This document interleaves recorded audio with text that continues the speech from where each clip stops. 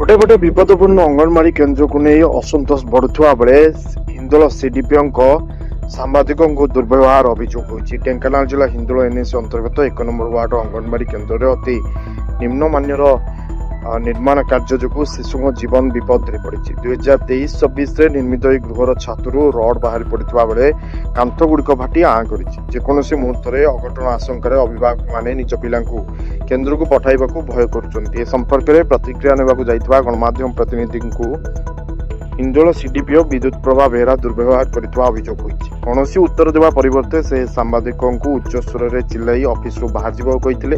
अभियोग अनुଯାयी छतुआ जोगाण में व्यापक पीसी कारबार और निम्नमानर निर्माण को प्रश्रय देउथबा सीडीपीओ विरुद्ध में ग्रामवासी मध्य तीव्र असंतोष देखा स्थानीय लोके तुरंत बदली दावी कर असुरक्षित गृह को नहीं अभिभावक मैंने कौन कहते आसतु शुणा। परिचय दिंतु। मु विजय कुमार नायक हिंदोल कमंडली 1 नंबर वार्ड मु जन हूँ मेंबर। अंगनवाड़ी केन्द्र आमर ये जो अंगनवाड़ी कराला सरकार कर 2 वर्ष पूरी बोधे 2 वर्ष 2 मास 3 मास हो कि बर्तमान देखो अंगनवाड़ी अवस्था केमती छातरू गली पड़ानी छातरू खंड खंड पड़ानी रोड देखा गलानी चारिपटे बुल देखते कांथ भांगी गलानी छातू छाड़ी 2 फुट से कांथ भांगिलानी फिटू 2 फुट छाड़ी से कांथ फटेलानी से आम पे छाड़ापी सुरक्षित मन करूँ।